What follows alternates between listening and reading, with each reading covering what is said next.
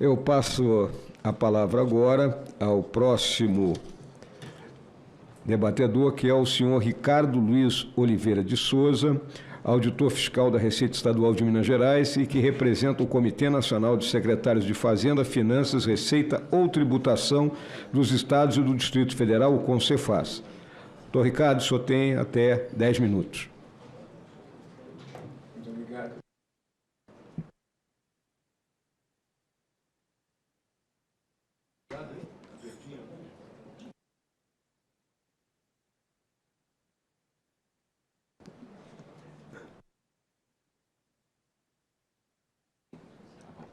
Agora sim. Boa tarde a todos. Muito obrigado, senador Mourão. É uma honra estar aqui representando o CONCEFAS nessa importante audiência. Eu começo dizendo e reiterando, né, que em matéria de reforma tributária a gente não deve esquecer de como é estruturada a federação. E dentro da estruturação da federação, nós temos a única atividade que tem reconhecimento como sendo essencial ao funcionamento do Estado, que é a atividade da administração tributária. Nós não podemos esquecer disso. Isso é a premissa maior quando vamos discutir reforma tributária. Então, nós temos ali no inciso 22 exatamente essa afirmação do texto constitucional. A administração tributária é essencial ao funcionamento do Estado. E por que é essencial? Porque ela detém os meios, ela gere as atividades administrativas que vão propiciar o financiamento das políticas públicas decididas por quem de direito, pela Casa Legislativa, pelo Poder Executivo, quando for o caso. Então, a gente primeiro tem que fixar essa diretriz.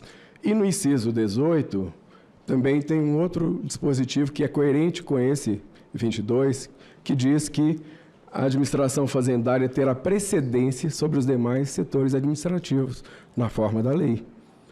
Então, dentro desse cipoal de competências, conforme foi aqui mencionado e muito bem lembrado pelo colega Francelino, nós temos que observar artigo 131, 132 da Constituição Federal, ok, ninguém vai invadir aquelas competências, mas o que significa representação judicial e consultoria jurídica? Não podemos extrapolar os limites desse conceito. No próprio artigo 322, inciso 1, que o Francelino mostrou, está lá no Comitê de Harmonização, ele poderá, o Fórum dos Procuradores, né, o Fórum de Harmonização Jurídica, prestará consultoria ao Comitê de Harmonização das Administrações Tributárias. Então, o PLP 108 já propõe uma forma de relacionamento que reconhece exatamente o que se contém na Constituição da República. Então, é só uma premissa que eu gostaria de colocar e já vamos entrar no tema propriamente das penalidades. Além disso, é importante a gente reiterar também que no próprio 156B da Constituição Federal, que trouxe a emenda constitucional, né, a emenda 132, no seu parágrafo 2º, inciso 5º, ela também delimita claramente quais são as atribuições de cada um. Fiscalização, lançamento, cobrança, representação administrativa, representação judicial. Ao final, eu vou apresentar um gráfico que a gente vai explicar graficamente exatamente onde atua cada qual. Mas ali também tem uma novidade, né, que para preservar a autonomia federativa dos entes, quem é competente para fazer lançamento tributário do IBS são os estados e municípios, as administrações tributárias. O comitê gestor vai exercer papel de coordenação dessas atividades, vai zelar pela integração dessas atividades todas, inclusive as das procuradorias. Por isso que tem, né, conforme lembrou o Manuel, no artigo 36 tem a previsão da diretoria de procuradorias, aliás, o 36 é o da diretoria de revisão do crédito tributário, que a Ana Cláudia não tinha identificado. Em artigo próximo, salvo engano, é o 37 ou 38, estou falando de memória, está a diretoria de procuradorias com todas as suas prerrogativas. Então, assim, esse desenho harmônico, ele está no PLP 108, ele propõe aquelas... e aí, respondendo a professora Suzy, né, no artigo 7º, inciso 2, fala a diretoria executiva e suas diretorias. E suas diretorias. E no PLP 108 vem o rol das 9 diretorias técnicas que vão compor, que vão estruturar o comitê gestor. Então, assim, não houve essa omissão, não houve essa lacuna. Mas, enfim, só fazendo esse contorno, né, da constitucionalidade, e no parágrafo 6º do artigo 156b, também, ao referir separadamente, distintamente, o Comitê Gestor do IBS, a Administração Tributária da União, que é a Receita Federal aqui representada pelo nosso colega Fernando Mombelli, e a Procuradoria-Geral da Fazenda Nacional. Então, reiteradas vezes, a Constituição menciona e explicita que são coisas diferentes. Então, não há porquê essa pretensão de se imiscuir na atividade da administração tributária, nem mesmo a pretexto de se fazer a interpretação jurídica. As procuradorias não detêm o monopólio da interpretação jurídica. Por quê? O conhecimento jurídico é de conhecimento de todos nós que cursamos e concluímos curso de direito. O direito não é propriedade de quem é procurador, nem no exercício funcional. Ok, consultoria jurídica, mas em matéria tributária, não. Eu, na minha experiência na Secretaria da Fazenda de Minas Gerais, eu sou auditor fiscal desde 1985. Vou completar 40 anos como auditor fiscal agora no mês de novembro. De fevereiro de 2011 a fevereiro de 2024, são 13 anos, eu fui diretor da área de consultas. Eu respondi, pessoalmente assinei e revisei, ou diretamente respondi, quase 7.000 consultas de contribuintes. Quase 7.000 ao longo desses anos. Nunca precisei consultar nenhum procurador para responder nenhuma dessas 7.000 consultas. Então, só para exemplificar. Ao contrário, em Minas Gerais existe um decreto que prevê o seguinte: quando existe uma ação judicial em matéria tributária, o auditor fiscal tem um prazo de 5 dias para fornecer subsídios para que o procurador possa fazer a defesa judicial.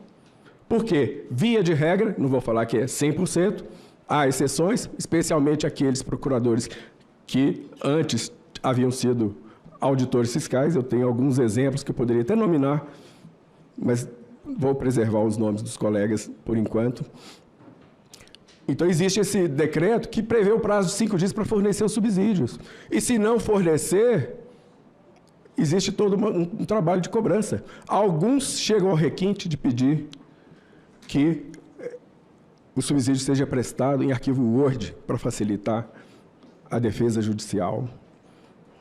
Então, assim, é isso que nós não queremos invadir nada, queremos que sejam preservados os papéis de cada qual, conforme reza a Constituição. Avançando no nosso tema das penalidades, nós não podemos esquecer que as penalidades têm, ou devem ter, função preventiva, repressiva, reparatória e didática. Isso tudo com base na doutrina. Nós fizemos um trabalho em 2018, capitaneado pela professora Isabel Derzi, que foi a Comissão de Revisão da Legislação Tributária do Estado de Minas Gerais. Eu participei como representante da Fazenda de Minas, nosso colega Manuel Procópio também participou, e a própria professora Isabel que presidiu. Nos trabalhos que foram publicados, tem um livro publicado, está até ali na minha pasta ali, nós fizemos um estudo sobre exatamente essas características que devem orientar a formatação das sanções tributárias. Então, além dessas, obviamente, isso é do conhecimento de todos, porque isso é matéria jurídica. Então, todos que fizeram, né, as carreiras jurídicas sabem disso. Nós temos a distinção das multas punitiva, moratória, os juros moratórios. E entrando no PLP, foi mencionado aqui várias vezes, o PLP 124, até eu gostaria de fazer um pequeno pleito. A comissão de juristas não ouviu as administrações tributárias dos estados e dos municípios. E aqui é a Casa da Federação, então deveria sim ouvir, também as administrações tributárias dos estados e dos municípios. Ouviu a administração tributária federal, mas nem sempre a realidade que aflige a Receita Federal coincide com aquela que aflige a estados e municípios. Bom, então, no PLP 124, nós temos lá no parágrafo 5º, eu esqueci de mencionar qual é o artigo, depois a gente pode identificar, mas existem as circunstâncias atenuantes, que a doutora Zambetta até fez elogios com relação a isso. São 6 circunstâncias atenuantes, algumas delas extremamente subjetivas, que impõem um ônus de termos um controle sobre elas individualizadas. Vão ter que ter um banco de dados adicional para poder monitorar quantos desses incisos cada contribuinte, cada um dos milhões de contribuintes que existem, preenche ou cumpre, né, cada uma dessas circunstâncias. Algumas lá, por exemplo, o inciso 5º, que foi por ela elogiado, existência de erro ou ignorância excusáveis do sujeito passivo. Nós temos que entrar dentro de cada processo para saber se essa circunstância se aplica. E como é que nós vamos manter um banco de dados com milhões de contribuintes com esse nível de informação? E qual que é a repercussão dessas informações, dessas tais circunstâncias atenuantes? A repercussão está no parágrafo 10, que vai aplicar redutores de penalidades de até 50%. Começa em 50%. O sujeito passivo, inciso 1, parágrafo 10, inciso 1, o sujeito passivo enquadrado em todas as atenuantes terá a redução da penalidade em 50%. Nós propomos, alternativamente a isso, logo adiante, um outro slide, eu vou rapidamente mostrar, porque eu sei que meu tempo já se esvaiu, mas dentro do PLP, vamos guardar aquelas considerações ali do PLP 124 que nós vamos aproveitar logo a seguir. Mas dentro do PLP 108, as penalidades que constam lá foram só do IBS. Sim, foram só do IBS, como que elas foram construídas, foram propostas, sugeridas, obviamente, né? Porque aí dependeu, obviamente, de quem tinha a iniciativa do projeto de lei apresentá-las. Houve, inicialmente, no âmbito dos estados, o GT 75 do CONFAS, com 960 auditores dos 27 estados. Eu tive a honra de ser o coordenador desses 960 auditores e nós fizemos esse trabalho de identificar, com base na experiência, na prática, na lida diária, aquelas penalidades que se aplicam. Aquelas penalidades que os contribuintes faltosos, os contribuintes fraudadores, que não são todos, graças a Deus, a eles se aplicam as penalidades. E foi com base nessa conduta, no comportamento efetivamente aferido, que nós construímos essa proposta. Depois nós levamos para o GT 18, no âmbito do PAT-RTC, com 25 auditores fiscais, aí já numa formação mista de estados e municípios, mais a CERT, que participou. O resultado disso é o que foi proposto no PLP 108 em relação ao IBS, sendo que, conforme o Manuel Procópio já explicou, foi privilegiada a tipicidade fechada. O que é a tipicidade fechada? Contrariamente à tipicidade aberta ou aos tipos abertos, o tipo aberto, como o Manuel exemplificou, descumprir a legislação. É muito aberto, cabe tudo ali dentro. Então, o auditor fiscal que, eventualmente, não esteja devidamente instruído, pode ser que aconteça em algum lugar, ele pode enquadrar qualquer conduta naquele tipo infracional. Agora, a tipicidade fechada, ela descreve precisamente o tipo infracional e o auditor fiscal tem que comprovar que o contribuinte incorre naquela conduta fielmente conforme descrita. Isso é a tipicidade fechada, ou seja, ela traz mais segurança jurídica para o contribuinte. É isso que nós estamos defendendo. Agora, independentemente de tudo isso, não somos insensíveis. Nós temos visto aí os trabalhos que foram apresentados, o CECIF, GETAP, CNI, dentre outros, que, de certa forma, replicam, né, ali a abordagem do CECIF. Tem um cálculo matemático ali na proposta do CECIF, que é um cálculo esotérico, absurdo, que aquela hipótese que ele faz uma progressão geométrica nunca se aplicará. Por que nunca se aplicará? Porque os tipos são individuais, eles vão se aplicar individualmente em cada situação. Eles não se aplicam simultaneamente aos contribuintes ao mesmo tempo. Isso é impossível de acontecer na prática. Então, essa celeuma de 37 tipos infracionais versus 5 tipos infracionais, isso é figura meramente de retórica. No caso concreto, se o contribuinte incorreu em 1, 2 ou 3, e o auditor tem que devidamente enquadrá-las, aí sim, ele vai ser merecedor, mas ele incorreu naquele tipo infracional. Então, vamos dizer assim, um sofisma, eu diria, essa questão de 37 versus 5 tipos infracionais. Não obstante, nós estamos reunidos, estados, municípios e a Receita Federal, construindo uma proposta que a gente chama de proposta de consenso das administrações tributárias dos estados, municípios e da Receita Federal, que tem um esforço, né, um esforço de agrupamento dos tipos infracionais correlatos, a revisão da dosimetria das penas, e isso em conformidade com o tema 487, que está sob repercussão geral no STF, que o voto já proferido, ainda não foram proferidos os votos todos, está com vista para o ministro Gilmar Mendes, havendo tributo ou crédito, a multa decorrente do descumprimento, enfim, não pode ultrapassar 60% do valor do tributo, podendo chegar a 100% no caso de circunstâncias agravantes. Agora, essas circunstâncias agravantes, aí que eu faço o link com aquela abordagem do PLP 124, elas devem ser circunstâncias objetivas. Elas têm que, na própria descrição da conduta, exteriorizar, revelar o dolo específico do agente. A conduta intencional de sonegar, de fraudar o fisco, de economizar tributo. É isso, e não aquela questão meio que lotérica, conforme foi ali, vários critérios que a gente tem que ter um banco de dados para depois dizer se vai reduzir 50% ou não. E o outro critério que a gente está propondo é que os redutores, então, lá no PLP 124, o redutor máximo é de 50%. Aqui nós estamos propondo redutor de até 60%, se o contribuinte, já vou encerrar, se o contribuinte estiver dentro de programas de conformidade fiscal. 60%, muito maior, porém um pouquinho menor, e aí eu vou fazer um gancho com a questão da transação tributária, porque foram aprovadas no Brasil várias leis de transação tributária, inclusive a 13.988, que prevê reduções de 65%. Então, realmente fica difícil.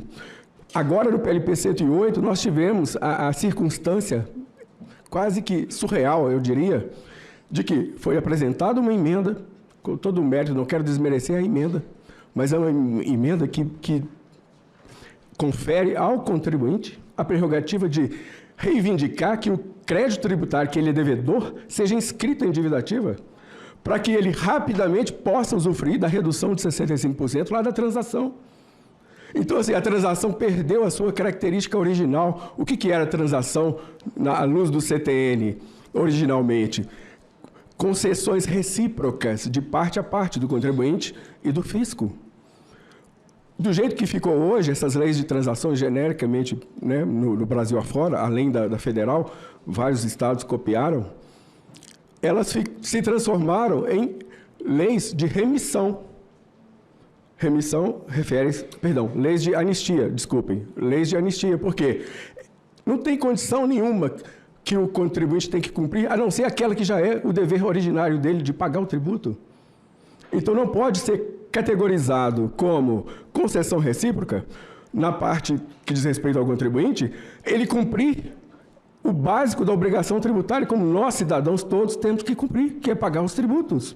Então, virou uma lei de anistia. E agora, conforme foi falado, salvo engano na fala da professora Zambetta, que deveria a transação, essas leis, se eu compreendi bem, avançar sobre o imposto devido. Aí, além de anistia, vai ser uma lei de remissão. Remissão e anistia permanente. Então, assim, dentro desse conjunto, né, meu tema é penalidades, então, dentro dessa questão da dosimetria da pena, a gente tem que considerar todos esses fatores.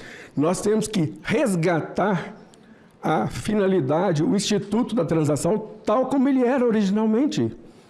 Ele é um instituto importante? É, sim. Deve ser usado tanto pela Procuradoria quanto pela administração tributária, por que não? Por que o privilégio? Só porque esse privilégio, na fase judicial, gera honorários e os auditores não ganham honorários? Temos que corrigir isso. Bom, eu já me excedi aqui no tempo. Eu só peço um minuto, então, em relação ao que a doutora Cláudia falou. O senhor já recebeu mais de 5 minutos, doutor Ricardo.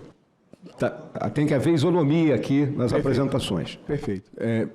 Eu já vou encerrar. É só aqui, o CARF, eu só queria dizer, a professora Suzy trouxe vários números, mas o número essencial que a gente gosta de considerar para comparar a eficácia e a eficiência dos contenciosos administrativos é o prazo médio de tramitação dos processos. Esse slide, esse gráfico, eu busquei no site do CARF. Na fase vermelhinho lá, turma ordinária e turma extraordinária. 1.221 dias. 1.221 dias. O azulzinho é na Câmara Superior.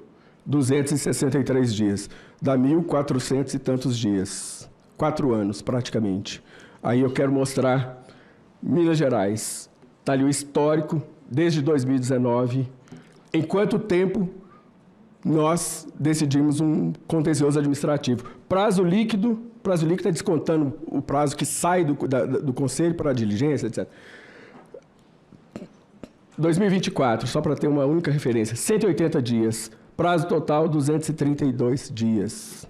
Menos de 8 meses. É só isso que eu queria dizer. Muito obrigado. Desculpem por ter encerrado.